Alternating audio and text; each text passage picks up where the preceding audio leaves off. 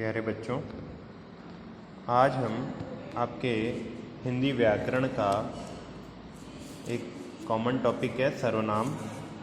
तो इसको समझेंगे, ये सभी कक्षाओं में उपयोगी है। तो एक बार इसको अच्छे से समझ लें। सबसे पहले इसकी परिभाषा, वाक्य में संज्ञा के स्थान पर जिन शब्दों का प्रयोग किया जाता है उन्हें सर्वनाम कहते हैं। यानी नाउन की जगह यूज़ किए जाते हैं, संज्ञा की जगह जिनको यूज़ किया जाता है वो सर्वनाम कहलाते हैं। इसके कुछ उदाहरण भी इन्होंने दिए, जैसे कि मैं, तुम, वह, यह, वे आदि। अब इसको मैं समझा भी देता हूँ कि जैसे मान लीजिए कि हम बोलते हैं राम घर जाता है, राम खाना खाता है, राम पढ़ाई करता है। तो यहाँ राम जो है वो संज्ञा है। अब हमने तीन वाक्य एक साथ लिखे और 3 बार जो है राम शब्द का प्रयोग किया, लेकिन हम ऐसे भी इसको बोल सकते हैं कि राम घर जाता है, वह खाना खाता है, वह पढ़ाई करता है। तो पहला वाक्य में तो राम आ गया, लेकिन दूसरे में जो वह आया है वो राम के लिए आया है। तो जो संज्ञा के लिए या संज्ञा के स्थान पर प्रयोग में आते हैं वो सर्वनाम इस तरह से कहलाते हैं, है ना। तो आपको समझ में आ गया होगा। अब इसके कुछ भेद होते हैं, सर्वनाम के भेद। तो इसके कुल 6 भेद होते हैं, ये ध्यान रखें। जैसे अपन ने विशेषण टॉपिक पढ़ा था तो उसमें मुख्य रूप से 4 भेद होते हैं विशेषण के। हमने उसमें 5 भेद पढ़े थे, बाकी जो शुरुआती 4 मुख्य भेद होते हैं। तो वैसे ही इसके सर्वनाम के भी 6 भेद होते हैं।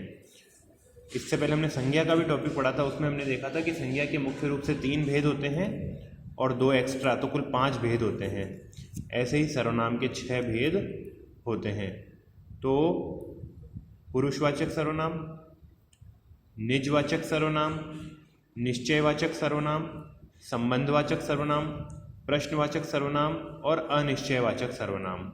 तो इस तरह से ये 6 भेद होते हैं। अब हम एक एक करके इन भेदों को समझेंगे। सबसे पहले हम समझेंगे पुरुषवाचक सर्वनाम को।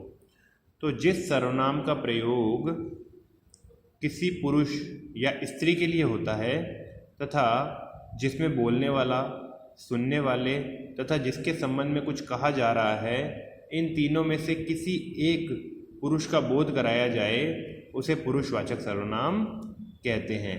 जैसे मैं, तुम, वह, इस तरह से होते हैं। और इसके भी 3 भेद होते हैं पुरुषवाचक सर्वनाम के भी। यानी पुरुषवाचक का मतलब होता है कि जिसमें कोई या तो कोई बात कहने वाला, जैसे कहने वाला भी कौन है, यहाँ वीडियो जैसे मैं बना रहा हूँ, मैं आपको कुछ बता रहा हूँ तो मैं हो गया, और सुनने वाले कौन हुए, आप हुए। और जिसके बारे में बात की जाए, यानी अगर हम आपस में कोई किसी के बारे में बात कर रहे हैं, मान लीजिए किसी जो है, मान लीजिए हम किसी भारत के प्रधानमंत्री के बारे में बात कर रहे हैं, तो वह, तो जिसके बारे में बात किया जाता है वो तीसरा। तो 3 भेद होते हैं इसके। उसी तरह से पहला होता है उत्तम पुरुषवाचक। अब उत्तम पुरुष में कौन आता है, वही फर्स्ट पर्सन, मैं उत्तम हूँ।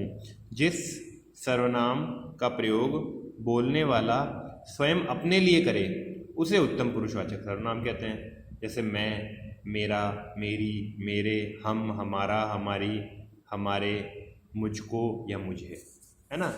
दूसरा होता है मध्यम पुरुष, यानी कि सेकंड पर्सन। सेकंड पर्सन कौन होता है, तुम। जिस सर्वनाम का प्रयोग वक्ता सुनने वाले के लिए करे, सुनने वाले, अब जो भी सुने, वो जो सुनता है वो मध्यम पुरुष होता है, उसे मध्यम पुरुषवाचक सर्वनाम कहते हैं। जैसे कि तुम, तू, तेरा, तुम्हारा, तुम्हारी, तुम्हारे, तुझे, आप, आपका, आपकी, आपके आदि। तो ये मध्यम पुरुषवाचक सर्वनाम में आ गया। आपको समझ में आ गया होगा। उत्तम पुरुष में मैं और मध्यम पुरुष में तुम। एक तीसरा थर्ड पर्सन होता है अन्य पुरुषवाचक। जिस सर्वनाम का प्रयोग वक्ता तथा श्रोता के अतिरिक्त किसी अन्य व्यक्ति के लिए किया जाता है उसे अन्य पुरुषवाचक सर्वनाम कहते हैं। जैसे वह, वे, उसका, उसकी, उसके, यह, ये, इसका, इसके आदि। ठीक है ना। तो ये जो सर्वनाम है ये अन्य पुरुषवाचक सर्वनाम कहलाता है।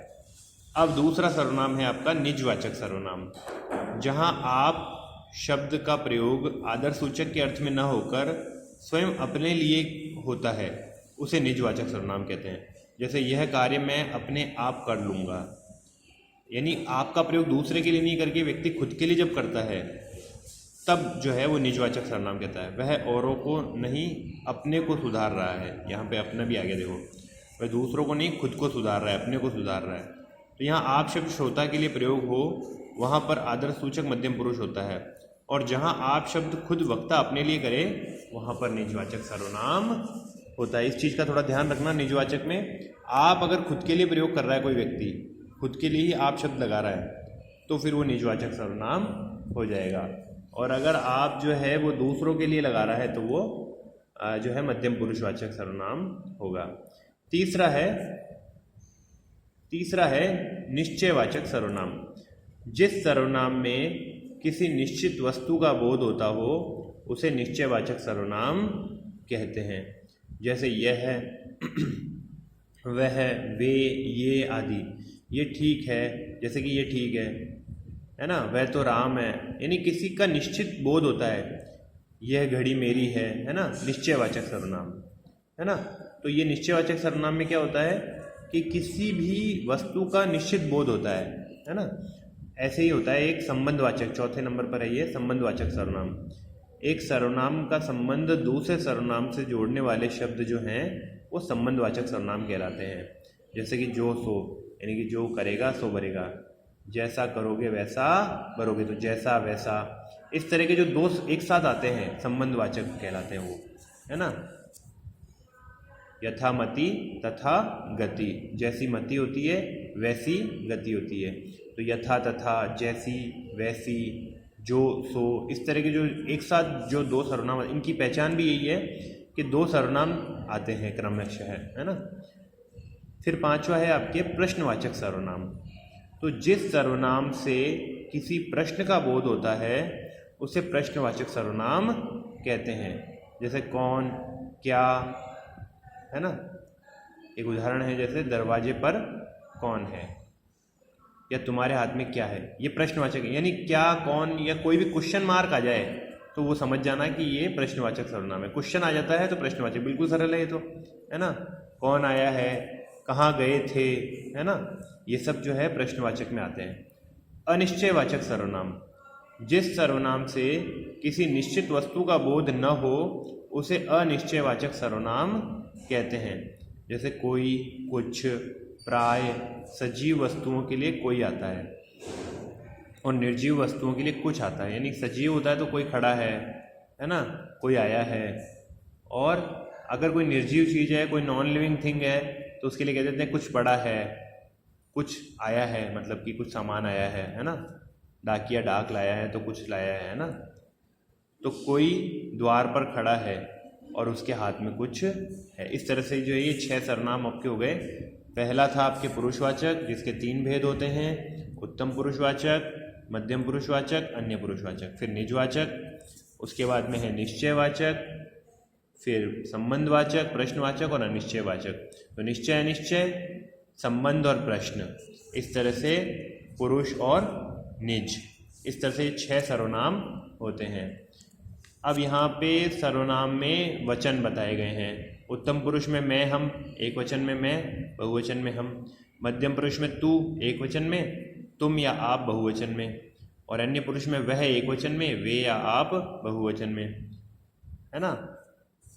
सर्वनाम में लिंग।